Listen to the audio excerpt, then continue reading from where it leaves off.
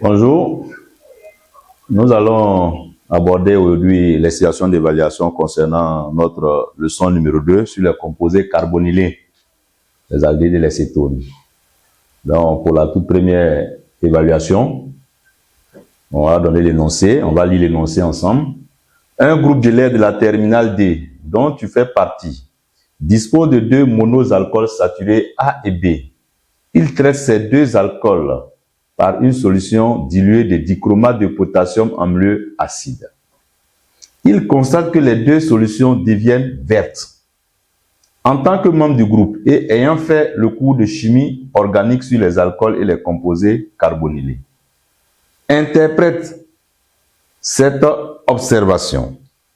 Donc, c'est la toute première question. Interprète cette observation. 1, 2. Précise les ions responsables de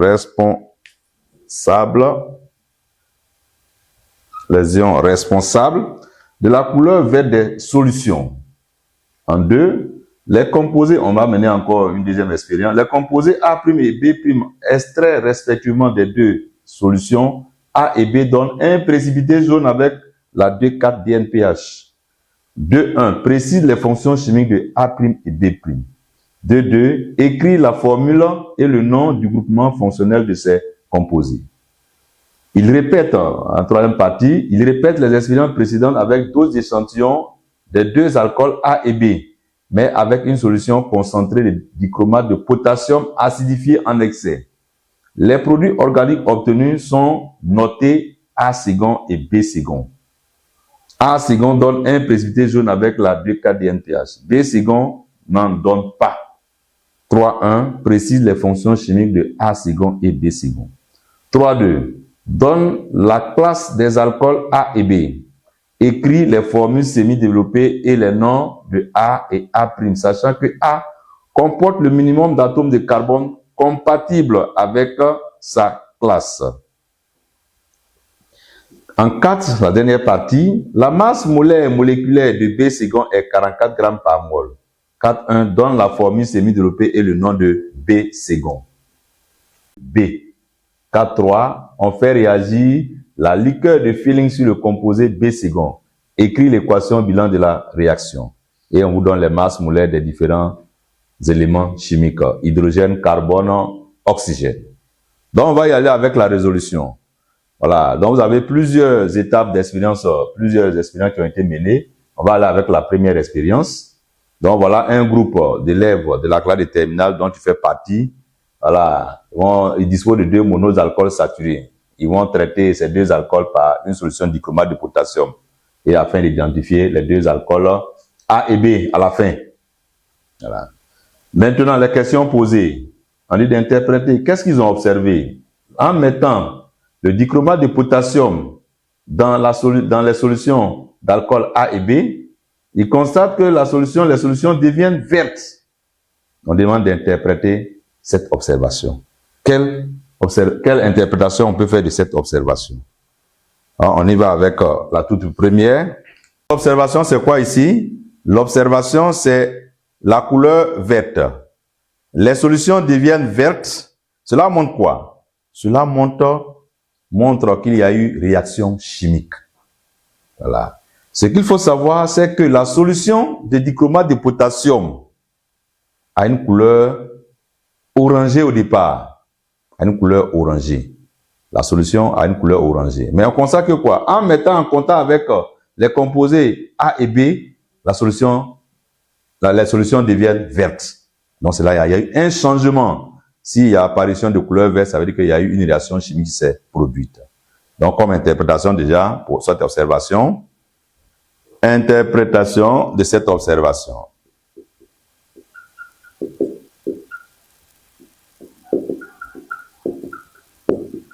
De cette observation.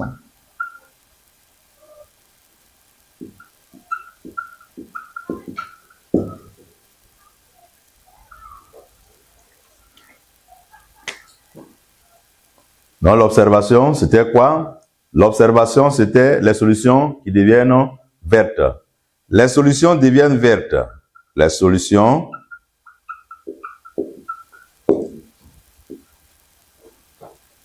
deviennent vertes.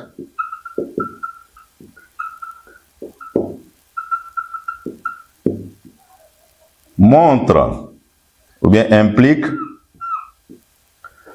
ça implique il y a eu réaction chimique. Il y a eu une réaction chimique. Il y a eu réaction chimique.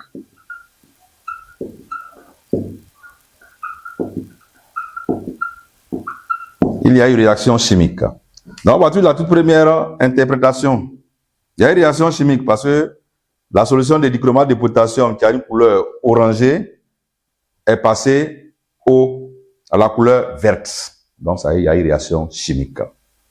Maintenant, s'il y a eu réaction chimique, on dit précise les ions responsables de la couleur verte de cette solution. La solution de dichromate de potassium, ce sont les ions dichromate. L'ion potassium est un ion spectateur, il ne participe pas à la réaction. C'est l'ion dichromate qui a une solution, qui a un oxydant. Donc, s'il y a eu la coloration est devenue verte, ça veut dire quoi? Les ions dichromate se sont transformés. On réagit pour donner leur réducteur. Les ions dichromate, leur formule c'est quoi? Cr2O7 2-. On réagit, elles sont transformées en leur réducteur. Leur réducteur c'est quoi? C'est les ions chrome 3. Donc ici, les ions qui sont responsables de la couleur verte, ce sont les ions chrome. 1, 2. Les ions responsables de la couleur verte. Les ions responsables, les ions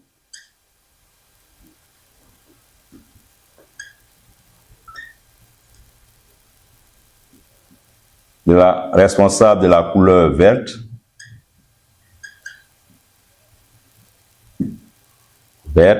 sont les ions chrome. Les ions chrome. Et leur formule, c'est Cr3+. Les ions chrome. Alors, on les appelle les ions chrome 3. Donc, chrome, parce que vous avez l'oxydant, c'est-à-dire le couple associé. Le couple associé, c'est quoi? Ici, je peux mettre Cr2O7 2-. Le couple, c'est l'oxydant qui est là. Son réducteur associé, c'est quoi? Voilà. Donc, l'ion dichromate a subi une réduction pour donner son réducteur, c'est-à-dire l'ion chrome 3. Et c'est les ions chrome 3 là qui sont responsables de la couleur verte de la solution. Sinon, quand vous avez la présence des ions dichromate, la solution prend une couleur orangée. Voilà. On va passer à la deuxième partie de notre expérience. La deuxième partie de l'expérience, on nous dit quoi? On nous dit 2. Les composés A' et B' extraits. Donc on y va, les composés A' et B' extraits respectivement des deux solutions A et B donnent un précipité jaune avec la DKDNPH. Je vais chercher à schématiser un peu mon exercice. Voilà, A c'est le 1, le 2. Fait. On a ajouté l'ion dichromate, O7 2-. Ça va nous donner un composé qu'on appelle A'. A' en présence de la 2,4-DNPH plus 2,4-DNPH. En présence de la 2,4-DNPH, va nous donner quoi? On nous dit ça nous donne le test, ça nous donne un précipité jaune avec la DKDNPH. Donc, ça dit quoi? On a le test est positif. B, en présence du dichromate de potassium, c'est l'ion dichromate, on donne B', et on met en présence de 2,4-DNPH, qui est le réactif ici, pour caractériser. On constate également que le test est positif. Le test est positif. Donc, voilà un peu une schématisation. A en présence de l'ion dichromate nous donne un composé A'. A', quand on le met en présence de la DKDNPH, le test est positif. Ça veut dire quoi? Vous avez un précipité jaune, ou encore on peut dire un précipité jaune orangé. B, c'est la même observation aussi. Donc, qu'est-ce qu'on nous demande? On nous demande de préciser les fonctions chimiques de A' et B'. Dans notre cours, nous avons dit quoi? Quand je mets un composé en présence de la DKDNPH, si ce composé-là donne un précipité, jaune, orangé ou bien jaune, ça veut dire quoi? Il y a présence de composés carbonylés. Et les composés carbonylés, ça peut être quoi? Aldéhyde ou cétone. Donc, les fonctions chimiques de A' ici, A' et B' sont des composés carbonylés, c'est-à-dire aldéhyde ou cétone. C'est les deux qui réagissent de la même manière.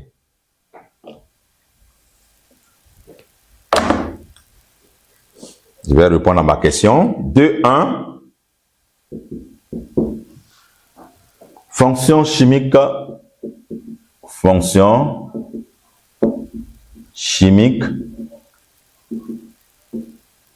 de A' et B'. A' et B' sont des composés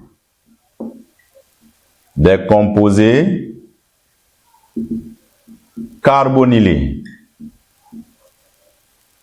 Les composés carbonylés, en parenthèse, c'est soit aldéhyde ou soit sont des cétones.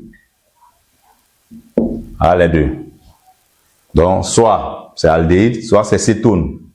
Le fait que les deux changent, donnent un précipité jaune, ça veut dire que ce sont des composés carbonylés. Les deux réagissent de la même manière. Voilà. Composés carbonylés en présence de DKDNPH, toujours on a un précipité jaune ou encore précipité jaune orangé. Je continue toujours. Écris la formule et le nom du groupement fonctionnel de ces composés. Voilà. Qu'est-ce qui caractérise ces deux composés, les composés carbonylés? 2. Il s'agit de formule et nom du groupement fonctionnel.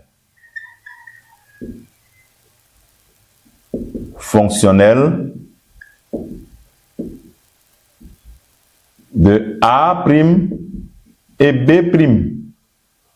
Voilà. Les composés carbonylés sont caractérisés par le groupe carbonyle. Le groupe carbonyle, sa formule, c'est quoi? Donc, la formule, on a la formule, on a C, double liaison O. C, double liaison O. Non. Le nom de ce groupement, on appelle ça groupe carbonyle. Groupe carbonyle. Ou groupement carbonyle. Voilà. Donc, voici pour la formule et le nom, c'est cette fonction-là qui caractérise les aldéhydes et les cétones, appelés les composés carbonylés. On a fini à la question 3. À la question 2, on va passer à la question 3. Question 3. Qu'est-ce qu'ils vont essayer de faire encore à nouveau? Ils répètent les expériences précédentes avec d'autres échantillons des deux alcools A et B, mais avec une solution. Donc, ils vont prendre toujours A. Je vais schématiser. Ils vont mettre en présence de quoi? En présence d'une solution de dichromate de potassium acidifié en excès. Donc, ils prennent celui-là, l'ion dichromate, c'est R2O7-, mais en excès. En excès. Et en excès, ils vont obtenir un composé. Pour A, on obtient un composé A second. A second. Et on nous dit quoi? Quand on met A second en présence de la 2,4 DNPH, qu'est-ce qu'est le constat? On constate que le test est positif. C'est-à-dire, il nous donne un précipité jaune. Voilà, dans le terme, on a dit précipité jaune, mais il y aura si on va parler de précipité jaune-orangé. Donc, les deux sont valables. Donc, voilà, A second en présence de la DKDNPH, ça nous donne positif. Je prends B. B, toujours en présence de l'ion dichromate. Excès d'oxydant, ça nous donne B second. B second en présence de la D4 DNPH, on constate que le test est négatif. Le test est négatif. Je prends A, je mets un excès d'oxydant, ça nous donne A second. Quand je le mets en présence de la D4 DNPH, le test est positif. Quand je prends B, je mets un excès d'oxydant, ça me donne B second. B second en présence de la D4 DNPH, on constate que le test est négatif. Mais quel enseignement je peux tirer de cela? Quelle information je peux tirer?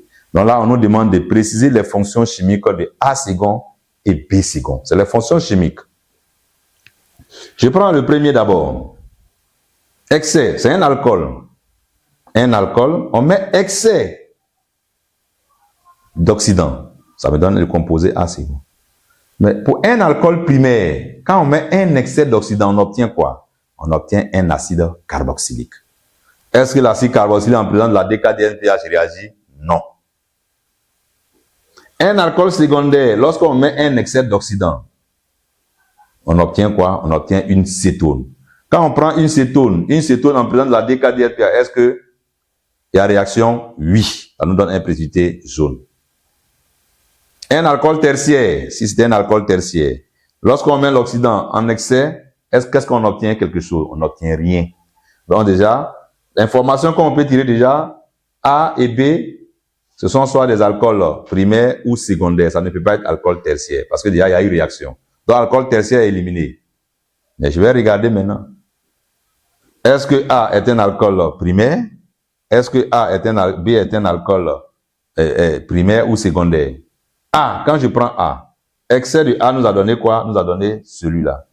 Or, si c'est un alcool primaire, l'excès de A nous donnait quoi? Un acide carboxylique. Un acide carboxylique ne réagit pas avec la DKDNPH. Donc déjà, ça veut dire que au niveau de B, c'est un acide carboxylique. B second, c'est un acide carboxylique. Si B second est un acide carboxylique, le A, un alcool secondaire, quand on le prend, on le met en présence d'un excès d'oxydant, on obtient quoi? Une cétone. La cétone réagit, donc ça veut dire que BA second est une cétone. Voilà, j'ai pu identifier. On va noter cela. 3.1. 3.1. Fonction chimique. Fonction chimique de A second et B second. A second et B second. A second. Je prends A second. Je viens à peine de l'expliquer. A second. L'élément, si c'était un alcool primaire, on n'allait pas avoir le A second qui va réagir avec la DKDNP parce que ce sera un acide carboxylique qu'on allait obtenir. Alcool secondaire, on obtient quoi? On obtient une cétone. La cétone réagit bien. Donc, A second, c'est une cétone. Est une cétone. B second. B second, on constate que B second ne réagit pas avec la DKDNPH. Donc, ça veut dire quoi? Or, lui là, le B, soit c'est un aldéhyde, ou le B, soit c'est un alcool primaire ou un alcool secondaire. Mais là, précisément, le fait qu'il ne réagit pas, il y a un excès. Si c'est un alcool primaire, quand on le prend, on met un excès, c'est un acide carboxylique. L'acide carboxylique, quand on met en prenant le DKDNPH, il n'y a pas de réaction. Mais si c'est un alcool secondaire, on allait avoir quoi? On allait avoir une cétone là. Voilà. Et dans ce cas, en prenant la DKDNPH, on allait avoir réaction. Donc, ça veut dire quoi? B second est un acide carboxylique. Est un acide carboxylique. C'est un acide carboxylique. On vient de donner les fonctions chimiques de A second et B second. Maintenant, on va nous demander maintenant, donne la classe des alcools A et B. A, comme je l'ai dit tout à l'heure, Lui, c'est une cétone. L'acétone provient de quoi? D'un alcool secondaire. Acide carboxylique provient de quoi? Ça provient d'un alcool primaire. Donc déjà, je peux préciser la classe des alcools A et B.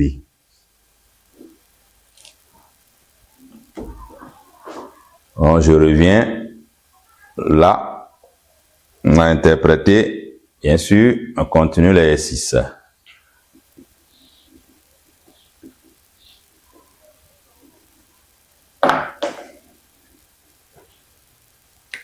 Trois, deux.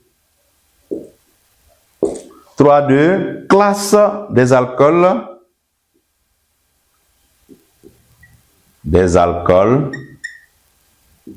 A et B. Comme on l'a dit tout à l'heure, A ne peut être que quoi? A va nous donner une cétone. La cétone provient de quoi? D'un alcool secondaire. A est un alcool secondaire. A, alcool secondaire. B, voilà. L'excès d'oxydant va donner acide carboxylique. Donc B ne peut qu'être qu'un alcool primaire. Alcool primaire. Donc vous voyez un peu que le cours sur les alcools et le cours sur les composés carbonylés sont liés. Voilà, sont liés, donc je dois maîtriser ces deux éléments, ces deux cours. Ces deux sont liés, l'oxydation ménagère, et après on tombe dans les tests, les caractérisations des aldéhydes des cétones. Donc à partir de la caractérisation des aldéhydes des cétones, on peut retrouver l'alcool primaire ou l'alcool secondaire ou l'alcool, en un mot, la classe de l'alcool. Voilà, ça peut être alcool primaire, alcool secondaire, alcool tertiaire, à partir de la réaction de caractérisation. On vient de déterminer la classe des alcools A et B. Qu'est-ce qui nous reste? C'est la question 3.3. Bon, ici on a mis question 3.2, c'est la question 3.3. Je rectifie. 3.3. Écris les formules semi-développées et non de A et A'. A et A'. Sachant que A comporte le minimum d'atomes de carbone compatibles avec sa classe. A, on vient de dire quoi? Alcool secondaire. Donc, A' nous a donné quoi? A' nous avait donné quoi? A nous avait donné quoi? Un A'. A' qui était soit un aldéhyde ou bien une cétone. Mais A ne peut donner que quoi? Ne peut que donner une cétone. Donc, c'est une cétone. Mais on nous dit, sachant que A et A' comporte le minimum d'atomes de carbone compatibles avec sa classe. C'est un alcool secondaire. Un alcool secondaire avec le minimum de carbone, c'est combien? Le minimum de carbone, c'est 3 carbones. Pour avoir un alcool secondaire, il faut au minimum 3 carbones. Si j'ai 2 carbones, c'est un alcool secondaire. Si j'ai 1 carbone, c'est un alcool. Si j'ai 2 carbones, c'est un alcool primaire. Si j'ai 1 carbone, c'est un alcool primaire. Mais pour avoir alcool secondaire, il faut au minimum 3 carbones. Donc le minimum, le nombre d'atomes de carbone déjà, c'est 3. Le nombre dont on va écrire la formule semi-développée. 3, 3. Formule semi-développée.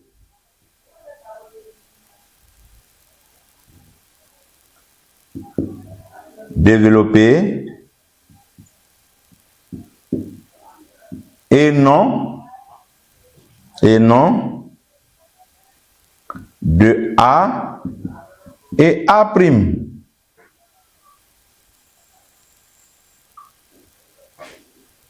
Minimum d'atomes de carbone compatible avec la classe secondaire. Dans le nombre minimum d'atomes de carbone compatible avec les alcools secondaires. Minimum d'atomes de carbone compatible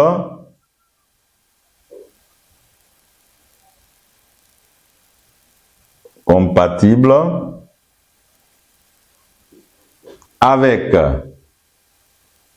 les alcools secondaires.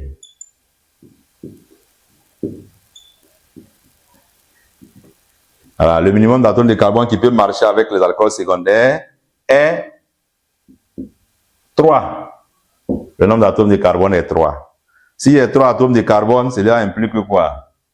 L'alcool secondaire A sera donc C, C et C. Voilà, pour avoir alcool secondaire, forcément, ça veut dire quoi? Nous avons le OA qui est en position là. Et je complète CH3, CH, CH3. Et le nom c'est quoi? C'est le propan 2-ol. On va numéroter 1, 2, 3. Donc c'est le propan 2-ol. Voilà. Parce que si c'est des atomes de carbone, c'est un alcool primaire. Si c'est un atome de carbone, c'est un alcool primaire aussi. Or, on nous a dit quoi? A est un alcool secondaire. Donc, pour avoir un alcool secondaire, le minimum d'atomes de carbone qu'il faut, c'est 3 atomes de carbone. 3 atomes de carbone. Or, c'est lui qui s'est oxydé. C'est lui qui a subi une oxydation ménagère pour donner quoi? A'. A' qui vaut quoi? Que l'oxydant soit en défaut ou en excès, l'oxydation de l'alcool secondaire conduit toujours à quoi? À une cétone. Donc, A' est une cétone. La cétone qui provient de celui-là, c'est quoi? On va donner la formule. C'est la fonction chimique qui va, le groupe fonctionnel qui va changer. Le groupe fonctionnel qui est COH va devenir quoi? C double liaison O. Donc, je continue toujours.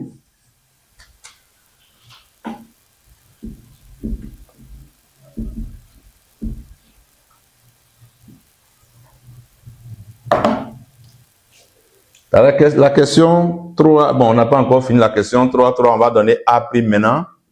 A' sera donc égal à quoi? C'est l'acétone qui correspond. CH3, CH3. On demande son nom. L'acétone, on a dit quoi? L'alcane correspondant, on enlève le E final, on remplace par on. Il y a 3 carbones. Et c'est l'unique position qu'on peut avoir, donc on peut l'appeler propan, on peut dire propan 2 on, ou encore propanone. Tout court. Parce que c'est l'unique position, il n'y a pas d'autre position à part ça. Le 2, ça sera toujours la même position. Propanone. Ou encore, c'est, on peut dire aussi, ou acétone. Voilà, le nom usuel, on peut dire acétone. Ou acétone. Voilà pour ce qui est de la question 3.3. 3.3. On va passer maintenant à la question 4. La question 4, qu'est-ce qu'on nous dit? La question 4. L'expérience qui a été menée, on dit la masse molaire moléculaire de B' est 44 grammes par mol. La masse molaire moléculaire de B'. Donc je donne masse molaire grammes par mol. Qu'est-ce qu'on nous demande? Donne la formule semi-développée le nom de B'. Mais je dois connaître la fonction chimique de B' d'abord. La fonction chimique de B'. Alors ici, on nous demande 4.1. 4.1. Formule semi-développée de B'.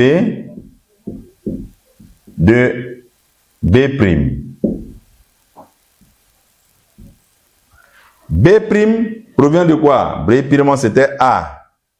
On avait B. On a fait l'oxydation avec un défaut, et là on a obtenu le B'. Voilà.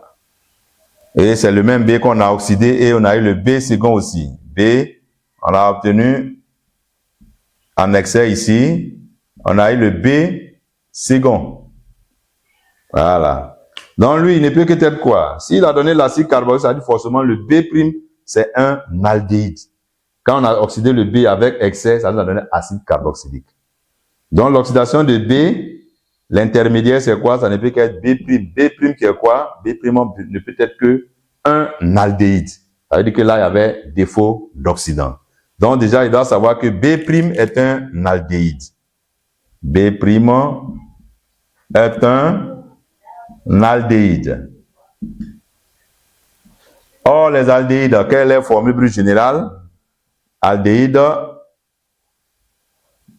B' est un aldéhyde. Formule brute générale des aldéhydes, c'est quoi? Donc, ça veut dire la formule brute de B', ça sera CnH2nO. Je vais exprimer la masse molaire. Voilà. Le B', c'est un aldéhyde. Or, les aldéhydes, leur formule brute générale, c'est quoi? CnH2nO. Je vais exprimer en fonction de N, la masse molaire. Donc, j'aurai masse molaire de B' égale à quoi? Masse molaire de CnH2nO, qui est égale à quoi? 44. J'exprime la masse molaire d'un atome de carbone, c'est 12. On a combien d'atomes de carbone? 12. Un atome de carbone, tué par 12. Plus la masse molaire d'atome d'hydrogène, c'est quoi? 2N multiplié par 1. Plus la masse molaire de l'atome d'oxygène ici, c'est 16, égale à 44. Donc, ça nous donne 14N égale 44 moins 16. 44 moins 16. Et là, on va essayer de diviser. N égale 44 moins 16 que divise 14. OK. Donc, je prends la machine et je vais calculer. On calcule. La machine, on va essayer de calculer 44 moins 16 divisé par 14. On trouve bien 2. N égale à 2. Est égal à 2. Donc, ça dit que quoi? L'aldéhyde ici possède 2 atomes de carbone. Si il y a 2 atomes de carbone, je peux écrire maintenant la formule semi-développée. Alors, on va écrire la formule semi-développée. J'écris maintenant la formule semi-développée. Donc, finalement, implique que B' est un aldéhyde. On aura quoi? Aldéhyde qui a 2 carbones. Je mets les 2 carbones avec le groupe fonctionnel pour les aldéhydes. Double liaison H. Et je complète. Et son nom, c'est quoi? Ici, on a 2 atomes de carbone. Donnant l'éthanal. Éthanal. Éthanal. On a fini avec la question 4.1. On passe à la question 4.2. 4.2. Déduisant la formule semi-développée de B. Formule semi-développée de B. B' provient de quoi? Elle provient d'un alcool primaire. L'alcool primaire, ça ne peut qu'être quoi? Le CH3, CH2 et OH. Voilà, et il s'agit de quoi? Déduire la formule semi-développée. Bon, c'est la formule semi-développée, on nous demande, on n'a pas demandé le nom. Si on nous demandait le nom, c'était quoi? C'était l'éthanol. On passe à la dernière partie. 4.3. Donc ici, ça c'est le B. Voilà, le B. Donc on voit que le B, c'est alcool primaire, l'éthanol. Le A, c'est alcool secondaire qui est le propane 2-ol. Voilà, propane 2-ol. Et l'oxydation de B en présence de l'ion dichromate en défaut va nous donner quoi? L'éthanal. Quand on va oxyder encore en excès, ça va nous donner quoi? Ça va nous donner un acide carboxylique. Voilà. Ici, ils nous ont pas demandé de donner la formule semi-développée de B second. Voilà, donc on ne fait que se limiter à la formule semi-développée de B'. Voilà. Le A, à son tour, A, comme on l'a vu, A second, A provient de quoi? A provient de l'alcool secondaire qui est le quoi? Le propane 2-ol. Propane 2-ol. Quand on fait l'oxydation du propane 2-ol, que l'oxydant soit en excès ou en défaut, on va toujours obtenir une cétone. Donc, A', ça sera égal à A second. C'est la même chose qu'on va obtenir. Mais c'est au niveau de l'alcool primaire qu'il y a 2 étapes. L'alcool primaire va nous donner d'abord aldéhyde. aldéhyde s'oxyde pour donner acide carboxylique. On termine avec la question numéro 4. On fait réagir la liqueur de Feeling sur un composé, le composé B'. Donc ça veut dire quoi? On fait réagir la liqueur de Feeling sur B'. Donc ça veut dire que B' plus quoi? La liqueur de Feeling. Donc je fais plus la liqueur de Feeling. On dit quoi? On va obtenir un composé. On obtient un composé. On obtient un composé. Et là, on nous demande de faire quoi? On nous demande d'écrire l'équation bilan de la réaction qui a eu lieu. La réaction a eu lieu. Or, on nous a dit dans notre cours, B étant un aldéhyde, quand on le met en présence de la liqueur définie, ça nous donne quoi? Un précipité rouge brique.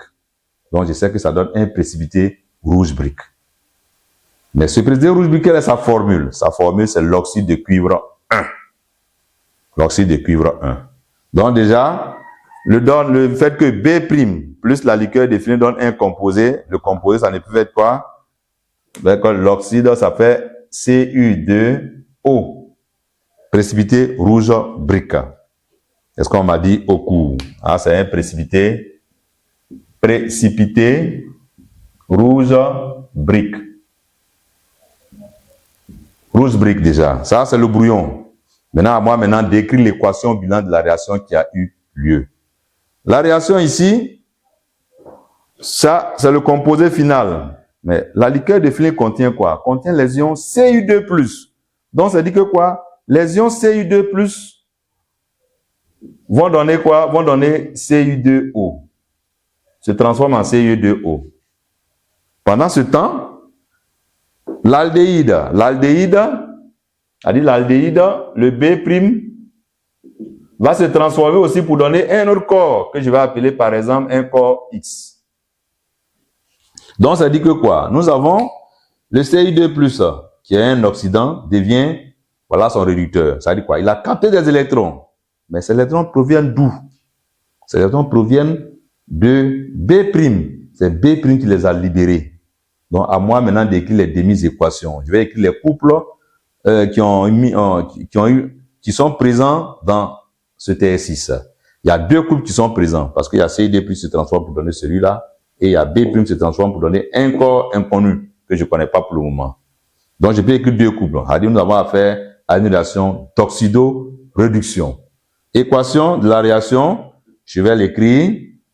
Je termine ici. Ça, c'est le brouillon, au moins pour comprendre mon exercice. Et maintenant, je peux écrire l'équation bilan. Avant d'écrire l'équation bilan, il faut écrire les demi-équations. Donc, je mets les couples mis en jeu ici. Il y aura donc Cu2+, qui est contenu dans la liqueur de Feeling, qui va nous donner le précipité rouge brique. Ah, le premier couple. Le deuxième couple, selon la règle gamma, la réaction aura lieu dans ce sens. Donc, ça dit que quoi? Lui, là, la liqueur de Feeling réagit avec quoi? Réagit avec l'aldéhyde. L'aldéhyde qui vaut quoi ici? CH3C double liaison H. Pour nous donner quoi? Pour nous donner un ion carboxylate. La chaîne carbonée est toujours conservée. L'ion carboxylate, c'est CH3COO-. Voilà ce qu'on a comme formule. Et à moi maintenant de développer tout ceci. Je vais écrire la première équation. On a une réaction de réduction. Réaction de réduction. Alors là, vous avez Cu2+, qui va nous donner Cu2O. Voilà. Mais une réaction, il faut toujours équilibrer. Donc là, j'ai dit quoi? Il disait quoi? C'était réduction. Réduction, pour ceux qui ont oublié. Et là, en allant de ce côté, c'est une oxydation. Oxydation. Voilà un peu les deux. Voilà. Réduction, oxydation, oxydation. Oxydation. Quand on va dans ce sens, c'est réduction, oxydation. La somme des deux va nous donner l'équation d'oxydo-réduction. Donc, ça dit que lui, ce qui est là, le cuivre va capter des électrons pour devenir l'oxyde de cuivre 1. Il faut maintenant équilibrer cette équation. Équilibrer cette équation, on constate qu'on a Cu. On ne s'occupe pas des charges. Cu, on va regarder Cu. Cu comporte, on a 2 Cu là-bas, donc il faut mettre 2. Mais je ne m'arrête pas là. Je constate qu'il y a l'oxygène. Quand nous avons les réactions d'oxydoréduction, ça se fait en milieu basique. En milieu basique. En milieu basique, qu'est-ce qu'il faut prendre pour équilibrer? Quand je suis en milieu basique, je rappelle ici, milieu basique. Le H, je prends le O, est équilibré par plus OH moins. Le H, on prend plus H2O pour l'équilibrer. Voilà, en milieu basique. Voilà, donc vous avez les réactions de caractérisation des composés. Ça se fait en milieu basique. Donc ici, on constate que nous avons O. Je dois faire quoi? Je dois ajouter plus OH moins. OH moins. Il y a un O. Mais on constate que quoi? O, ça passe. Mais il y a un H qui apparaît. Si H apparaît, ça veut dire quoi? Je dois mettre encore de l'autre côté pour équilibrer. Je dois mettre l'eau, H2O. Finalement, on a 2 hydrogènes et on a 2 atomes d'oxygène. Oh, ici, on a 1. Donc, je fais quoi? Je mets 2. Je mets 2. Je mets 2. On va compter à nouveau. DCU, ça fait 2Cu, 2Cu. On passe oxygène 2. Oxygène, on a 1 plus 1, 2. Hydrogène 2. On a 2 ici, ça marche. Mais je n'ai pas fini. Toujours, je n'ai pas fini. Je dois passer à quelle étape maintenant? Je vais regarder les charges. Donc, toujours sur mon brouillon, j'ai combien de charges? 2 fois 2 plus, ça fait plus 4. 2 fois moins 1, ça nous fait moins 2. Donc, finalement, lui, il me donne combien? Plus de charges. De l'autre côté, 0. Il n'y a pas de charge, 0. Donc, j'ai 2 charges positives, il n'y a pas de charge de l'autre côté. Or, on doit équilibrer. Équilibrer veut dire quoi? Avoir le même nombre de parts et d'autres. Pour équilibrer les charges, c'est quoi? On utilise l'électron. L'électron compte moins 1. Donc, où je dois mettre l'électron? Si je mets l'électron ici, ça va dire moins 1 plus 2. Ça ne peut pas marcher. Donc, ça veut dire je dois retrancher ici. Pour cela, je vais ajouter ici, c'est comme j'ajoutais, j'enlevais moins 2. Moins 2, ça me revient à quoi? Plus 2 électrons. Plus 2 électrons. Voilà. 2 électrons, ça fait moins 2. 2 plus 2, moins 2. Ça donne donc 0. Voilà comment on équilibre l'équation en milieu basique. En milieu basique, n'oubliez pas, voici les éléments pour équilibrer. Voilà. Toujours l'électron, on prend pour équilibrer les charges. C'est tout. Une fois nous avons fini, on peut passer maintenant à la réaction d'oxydation. D'oxydation de quoi? De l'aldéhyde. Ça, c'est l'équation de réduction, comme je l'ai mis tout à l'heure. Et voici le précipité rouge brique qui est obtenu. On passe maintenant à la réaction d'oxydation. Oxydation, c'est celui-là, CH3, CHO, je peux l'écrire comme ça, c'est l'aldéhyde toujours. Lui, il va libérer des électrons pour devenir quoi? Pour devenir CH3, CO-. Plus, bon, maintenant, on va voir comment on va équilibrer. Pour le moment, on laisse les électrons. On va équilibrer. Les carbones sont toujours conservés. Donc, les carbones, je n'ai même pas besoin de me fatiguer. Je vais regarder quoi? Les hydrogènes, il y en a combien ici? Hydrogène, il y en a 4. De l'autre côté, il y en a combien? Il y en a 3. Donc, ça dit quoi? Je dois ajouter forcément l'eau de l'autre côté. Plus H2O. H2O. H2O. Hydrogène, je constate qu'il y en a combien? Il y a 4. De l'autre côté, on a 3. Ça fait 5 finalement. Donc là, il dépasse. Oxygène, je vais regarder. Oxygène, là, déjà même oxygène, il y a des phasages. Il est en minorité 1, il y avait 2. Donc ça veut dire quoi? Il doit prendre quoi pour équilibrer l'oxygène? Il doit prendre OH. Donc je mets OH ici. OH moins. OH moins. Mais il y a combien d'oxygène là-bas? On a 3 oxygènes, on a 2 oxygènes. Donc là, ça ne marche pas. Maintenant, si je mets 2, je mets 2 ici, on a 3 oxygènes, 3 oxygènes, ça passe. Mais là, ce n'est pas encore terminé. Je vais regarder les hydrogènes. Si j'ai mis 2, voilà, là, on va tâtonner maintenant pour avoir. On met 2. Si on met 2, l'oxygène ici, j'ai combien? J'ai quand même hydrogène, j'ai 4, plus 2, ça fait 6 au total. Hydrogène, j'ai combien ici? J'ai 3 plus 2 égale à 5. Il y a des phasages toujours, ça ne marche pas. Hydrogène, oxygène, ça va, mais de l'autre côté, l'eau, ça ne va pas. Donc, je vais faire quoi? Je vais aller à 3. Je vais à 3. Quand je vais à 3, je constate que quoi? L'hydrogène, ça devient quoi? 3 plus 1, ça fait 4. 4 plus 3, ça fait 7. Ici, on a quoi? 3. 3. Donc, je vais faire quoi? Je vais multiplier ici par 2. Finalement, j'ai 4 plus 3, ça fait 7 hydrogène. Je vais voir, est-ce que oxygène, ça va? 3 oxygènes plus 1, ça fait 4. 2 oxygènes plus 2, ça fait 4. Donc, l'équation est équilibrée au niveau des atomes. Au niveau des atomes, c'est équilibré. Voilà. Donc, voilà comment j'ai pu équilibrer l'équation de la réaction d'oxydation. Et je n'ai pas encore fini. Je vais regarder les charges. Au niveau des charges, j'ai 3 charges négatives.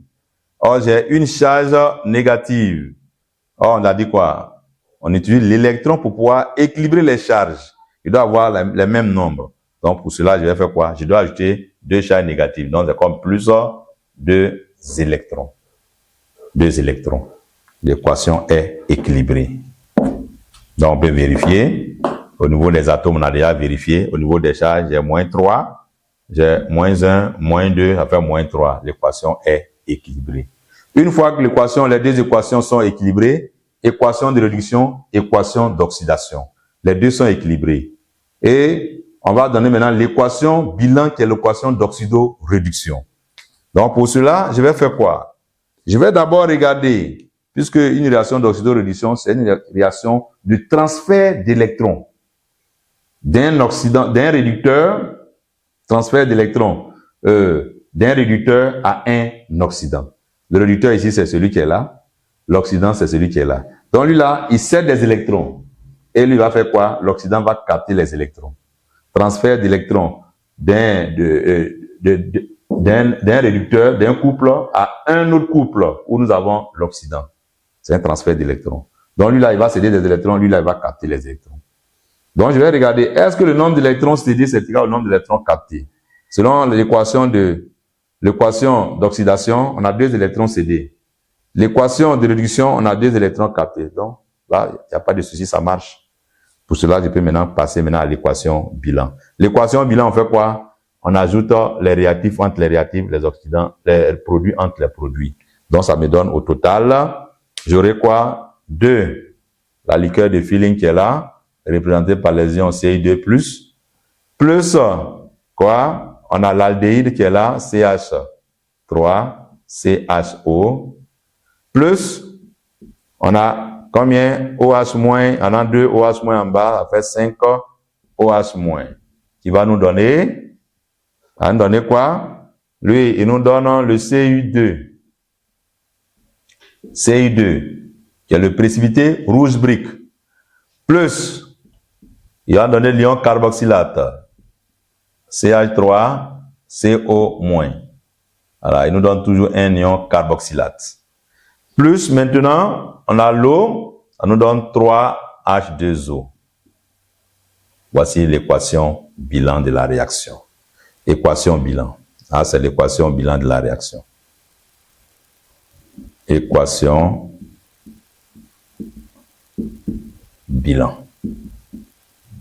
Voilà, c'est ce qu'on appelle équation bilan. C'est l'équation bilan de la réaction. Voilà, donc on ajoute membre par membre et là, il nous donne l'équation bilan de notre réaction. La réaction qui nous dit quoi?